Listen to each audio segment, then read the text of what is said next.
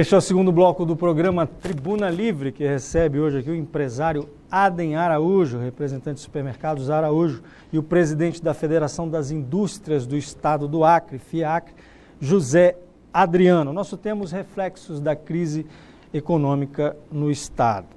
Osmir Lima, começa este bloco. Não, eu vejo no meu presidente da Federação da Indústria um bom otimismo. Isso é importante, viu, presidente? Porque a solução do Brasil, ela passa pelos setores produtivos, não adianta. Se nós não incentivarmos, e se os presidentes das federações, das confederações, não tiverem esse otimismo, que a economia do Brasil é sólida e nós iremos superar a crise, fica difícil a gente enfrentar o futuro. Mas eu quero dar alguns dados aqui, que vai ao encontro, como eu disse da outra vez, no bloco anterior, ao seu otimismo.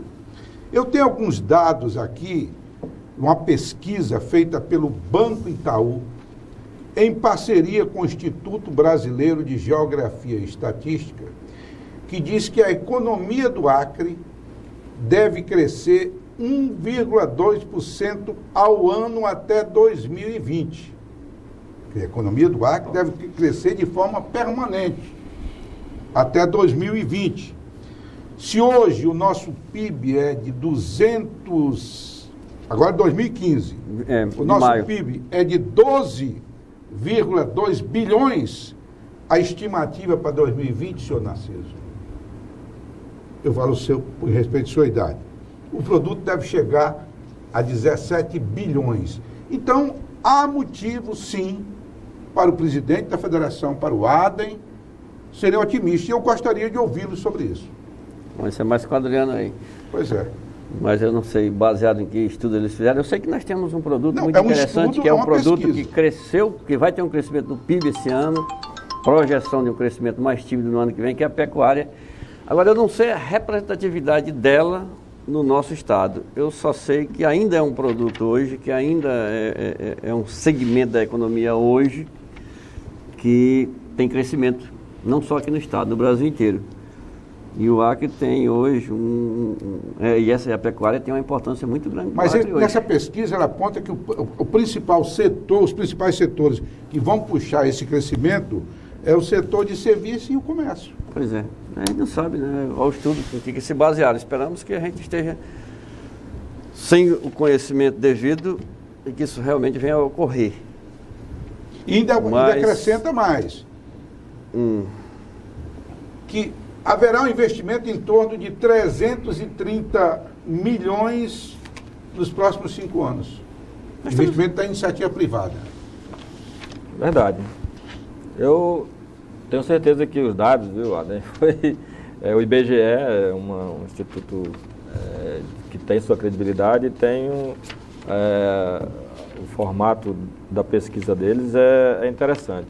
Na verdade, só acrescentando, não só, como o Aden colocou, o setor da agricultura ou da pecuária. Na verdade, nós temos uma base da agroindústria que ela vem sendo trabalhada, essa cadeia produtiva da base, mesmo que algumas informações negativas venham para, de certa forma, disseminar a baixa estima, mas nós temos uma relação muito positiva com esses números quando a gente considera uma evolução crescente. Então, por mais que nós tenhamos dificuldade de querer ver em alguns setores que existe confiança para esse crescimento, eles têm que admitirem que o nosso Estado tem uma economia mais sólida exatamente por conta dessa estrutura dessa economia que vem sendo desenvolvida. Aí nós vamos para uma situação da pecuária, não sei de que maneira eu poderia ser mais expressivo nisso aí. Mas os números são bastante significativos do ponto de vista que nós temos um equilíbrio daquela área que já está feito em pastos, né? E uma produção desse animal de forma a conciliar com as obrigações ambientais. Então, eu trabalho com a sensação de que o empresário acreano, o pecuarista, são muito responsáveis nesse aspecto. E é por isso que eu digo que nós temos toda uma estrutura feita, tanto de consciência do empresário, do produtor. É uma coisa que deixa a gente muito confortável. Os setores de serviço e de comércio, eles são reflexos de uma economia mais forte, independente de estar vindo esse recurso do setor público, através das folhas de pagamento do governo, dos funcionários públicos, mas também porque o comércio aprendeu a trabalhar positivamente para receber esse reflexo. Então, eu acho que a economia do Estado, trabalhando de forma proativa, o Estado tem sua participação efetiva, não podemos deixar de lembrar que o governo da Frente Popular, que eu acompanho de mais perto, ele veio em fases, né? Então ele teve a fase de reestruturação das instituições, da imagem do governo, da habilitação da documentação do Estado para poder contrair empréstimos externos, e ele veio fomentando uma economia mais forte, baseada exatamente na influência de se produzir o suficiente e dar a importância ao produto que a gente está industrializando. A gente não pode também esquecer que tivemos um segundo momento em que, logo após o governo Jorge Viana, o governo do governador Binho, ele trabalhou em melhorar essa relação entre as instituições, mas ele fomentou o desenvolvimento dentro da sua visão, melhorando a parte da educação, né? Ele focou muito nisso. Hoje o governo do Tião Viana, ele traz para a gente uma informação que é mais, eu digo que o discurso do governador é o discurso que mais me agrada de todos os governos da Frente Popular, porque ele vem exatamente de encontro àquilo que a gente quer ouvir dos governantes: apoio à indústria. Se nós trabalharmos baseado nas informações que nós temos de indústrias, da visão industrial que ele tem, a produção do suíno, né, de carne suína, pescados, nós temos o milho, né? Essa parte da pecuária, ela se soma. Então, nós temos aí uma união de forças, assim, que já não depende mais tanto da criatividade ou da fomentação do Estado, mas ainda de apoio, que precisa ser transferido para o setor privado. É o meu discurso, dizer que nós temos a oportunidade de fazermos a grande mudança, de nos transformarmos independente dessa relação Estado, recurso da União. Porque se nós começarmos a assumir, a partir de agora, esses investimentos que o Estado fez, e ele se propõe a fazer essa transferência, nós conseguiríamos, sem dúvida nenhuma, talvez até melhorar ainda mais as informações desse crescimento de PIB até 2020. É isso que eu me refiro. Falta o empresário tomar uma postura, o empresário da indústria tomar uma postura que o comércio já tomou há bastante tempo. Começar a olhar para o consumidor e deixar o governo do Estado, enquanto que tomava as iniciativas da indústria, passarmos a tomarmos essa responsabilidade e irmos mais nessa direção do consumidor. E o governo passar a tomar conta daquela coisa que é pública. Eu acho que o governo cumpre a parte dele enquanto apoio, né? Exatamente. O Adler, você não se sinta constrangido com uma frasezinha muito comum quando diz que Deus não põe na mesma cabeça cabelo e inteligência. Então, dizendo isso, eu quero dizer que o mais inteligente aqui da mesa é o Adler. É quem? O Adriano. Adriano, sim, você não pronunciou. Porque não tem o cabelo. É um mais careca, mais inteligente, pô. Sendo mais explícito. Não dá os dois, né? Sendo mais explícito. Adriano, quando você falou sobre as previsões dos economistas, certa vez eu li um artigo do Delfim Neto, quando ele disse que quando 10 economistas fazem 10 previsões diferentes, acontece uma 11ª, todos erram. É isso mesmo. Hein? É tipo meteorologista? É igual a meteorologista, né? No dia que o meteorologista vai fazer chuva, pode deixar o guarda-chuva em casa que vai fazer sol. Agora acontece o seguinte, o ruim numa crise é quando 10 economistas fazem previsão, acontece o pior. Nunca acontece o melhor, entendeu, Adler? Essa que é a nossa preocupação. E quando eu hoje assisto, como eu assisti, o comportamento da comissão do Conselho de Ética da Câmara dos Deputados, ela mostrar que não tem ética nenhuma, porque o que você viu aquilo ali é uma absoluta falta até de vergonha, de respeito com a instituição. E olha o que se discutia naquele momento, a substituição do presidente da Câmara dos Deputados, que está conspirando contra o mandato da presidência da República. Nunca na história do Brasil, em nenhum momento do Império, a República, passando por todas as suas fases, o Brasil nunca se viu diante de uma situação tão delicada quando nós estamos vivendo. E com isso, Adi, você que concorda, com isso, no mundo globalizado, onde as empresas precisamos do capital estrangeiro, onde precisamos dos investimentos lá de fora, dos fundos de investimento lá de fora, o empresário não se anima a vir para cá. Ou nós não confia. Não confia, porque governo é investido de confiança. E nós aqui estamos botando na cabeça, Osmir, que os nossos governos são investidos de mandato. Não, eu tenho 4 anos para governar, então eu fico bem... Mas Narciso, você não concorda que a crise também é uma crise que pode ser passageira? Porque no Brasil nós sofremos várias crises de ordem econômica. Nós tivemos crise de 30, nós tivemos vários governos enfrentaram crise econômica. Nós tivemos quarteladas, nós tivemos muitas quarteladas. O problema hoje é a falta de dinheiro mesmo. O déficit que o Brasil está enfrentando, e para que ele possa equilibrar essas contas, precisa tomar algumas medidas que precisam do apoio do Congresso. Algumas medidas até ele está tomando, né? Do ajuste fiscal, por exemplo. Do ajuste fiscal. Mas até a redução, lá, ele começou a dar o exemplo lá em reduzir os gastos também do governo, né? Em poder dar uma equilibrada nas contas, para poder equilibrar as contas. Mas já vai taxar o lucro das empresas, isso já está líquido e certo, e tem autonomia para isso, não vai precisar do Congresso, pelo menos vai ser inicialmente decreto. Assídio do combustível.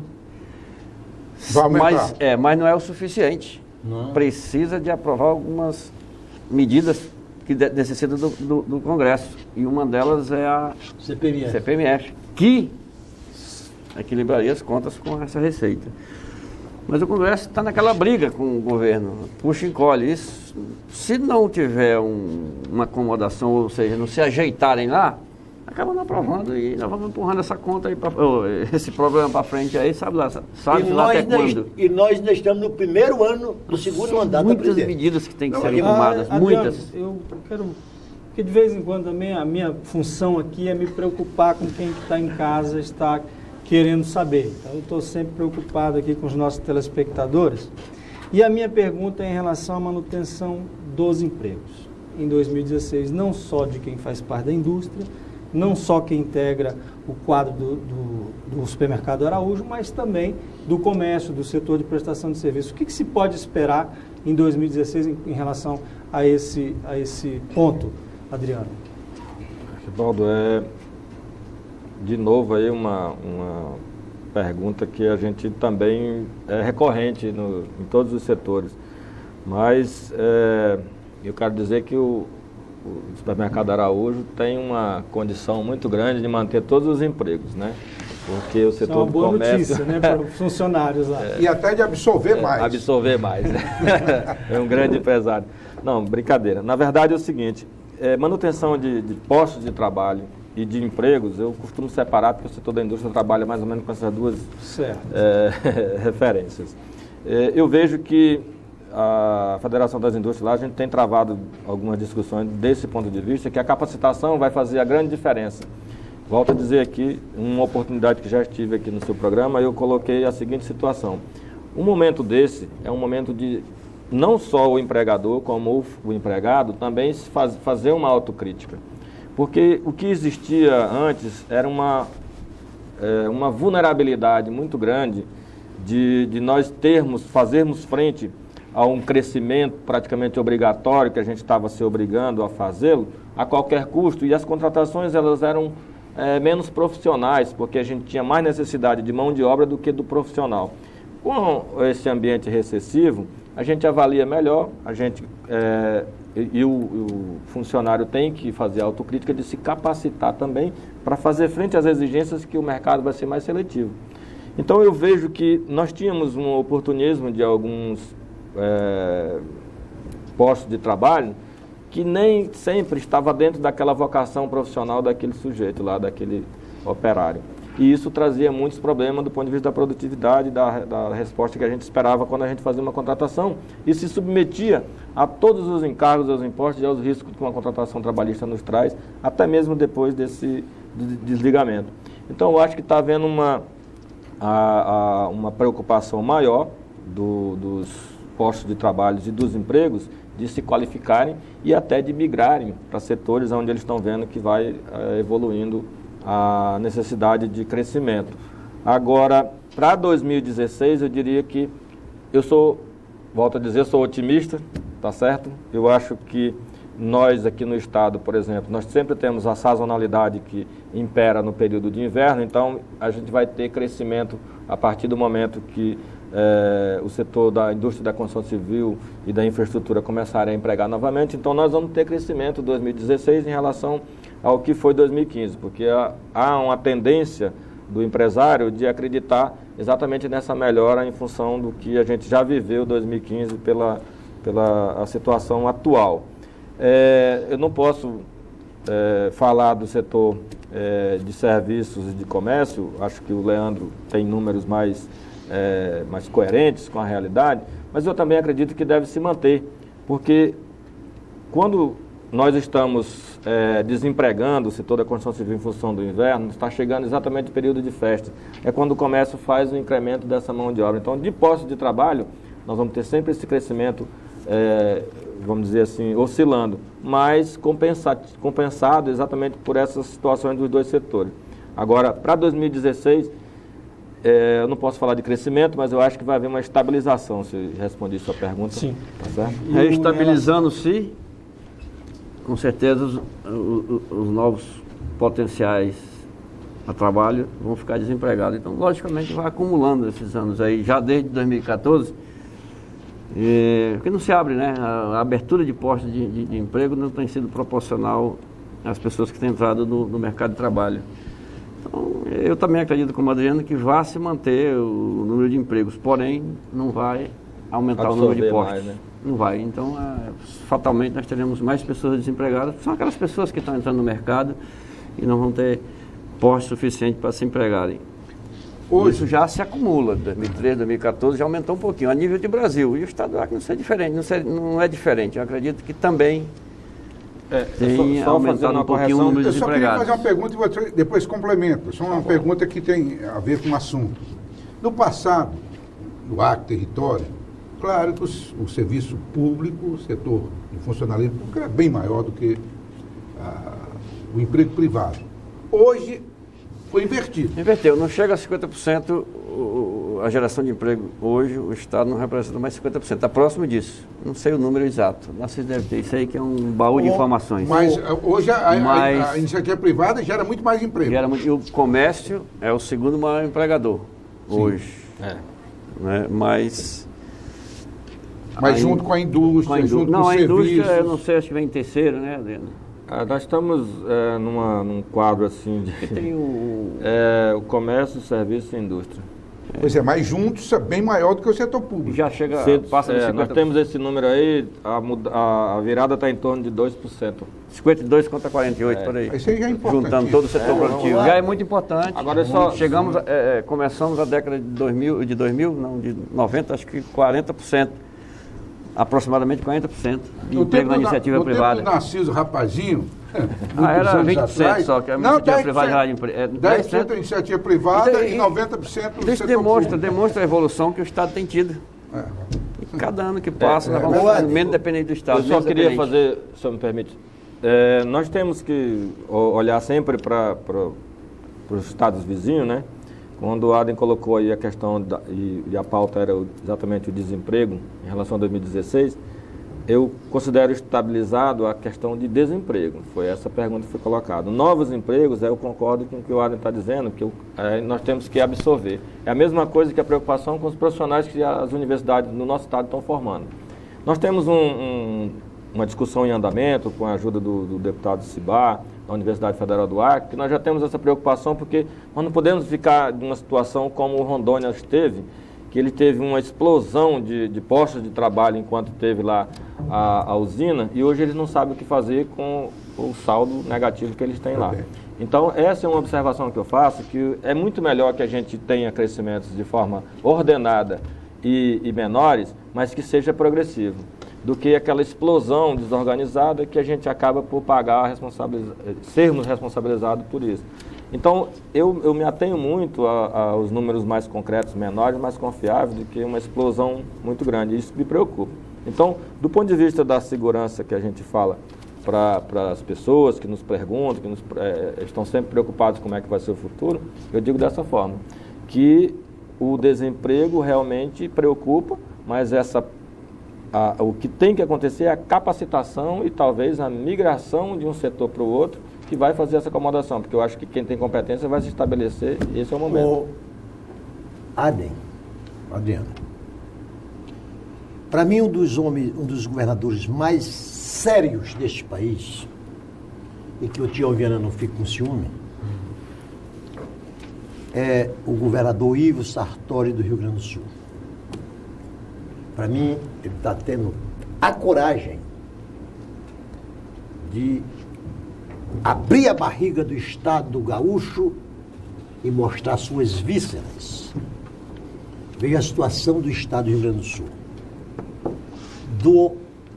A folha de pagamento de inativos do Estado do Rio Grande do Sul é 52% do total da folha de pagamento pessoal e de ativo de 48%. Quer dizer, os inativos não estão mais produzindo. O nosso Estado, aí voltando aqui para o nosso Estado, a folha de pagamento inativo de todos os estados, ela cresce naturalmente com o número de aposentadorias e de pensões que fornecem. E da longevidade. Naturalmente o Rio Grande do Sul pela... Nosso país, do Estado, né? Nosso país cometeu o grave equívoco de fazer com que no inconsciente coletivo das pessoas, quando o governo cria um benefício social, ele já diz que é um direito social. Benefício, direito. Aí, quando ele põe no inconsciente coletivo que é um direito, aí o governo não pode mais retirar. Hoje nós estamos vivendo num país em que tem casas. Eu estou com o nome guardado no bolso da minha algibeira para revelar. É do tempo da algibeira. É, da algibeira. Que no Acre, o ano passado, tinha 12 mil acreanos recebendo seguro-defeso. 12 mil acreanos. Em Sena Madureira tem um fazendeiro que tem 2 mil cabeças de boi no pasto. Que vai recebendo seguro-defeso. Inclusive Vamos a outros. Isso é uma distorção, né? Uma distorção grave. Não é uma distorção grave, sabe por quê, Osbi? Porque 12 mil. Osbi defende a aposentadoria porque tem 4, tá? Eu vou logo denunciar aqui publicamente. Se eu tivesse, também defenderia. Como eu não tenho nenhuma, eu sou contra. Não, porque ele é contra os programas sociais e muitas vezes... Eu não sou contra programas. Eu estou dizendo que sou contra o abuso. Contra a distorção. Programas sociais com controle, com começo, meio e fim. Que não tem. Aí voltando novamente para Sena Madureira. Sena Madureira, historicamente, só tinha 19 pescadores. Pescador. Eu era um desses 19. Faz tempo. Tu era o quê? Pescador? Um desses aí. E eu era seringueiro lá em Cruzeiro do Sul. Aí o que acontece, Ader? Sena Madureira foi distribuído 1.200 seguro-defeso para os pescadores. Essa mesma palhaçada, essa mesma molecagem, essa mesma irresponsabilidade. E isso me revolta. Isso me revolta. Quando eu passo na frente, todo dia na frente dessa FIRB aí, dessa faculdade, 90% dos alunos financiado pelo FIES, que tem aluno fazendo curso superior nesta faculdade, que não sabe fazer uma carta com a namorada. de tão analfabeto. Tem que aprender com o Michel. Então não é por aí, não é por aí, não é. São esse tipo de... Adi, eu não sei se você tem sido importunado com funcionários seus, forçando a demissão para ir para casa para ser mantido 6 meses pelo seguro-defeso. Desemprego. Então, eu sou a favor do Bolsa Família, do seguro-defeso, do FIES, agora desde que houvesse controle nisto. Com certeza. Com essa irresponsabilidade que nós chegamos, quem necessita desses benefícios sociais vão acabar perdendo. Eu não vou longe, não. Adem, nós precisamos fazer um intervalo comercial. Mas eu quero a discussão disso. Com certeza. No próximo bloco, por favor, não saia daí.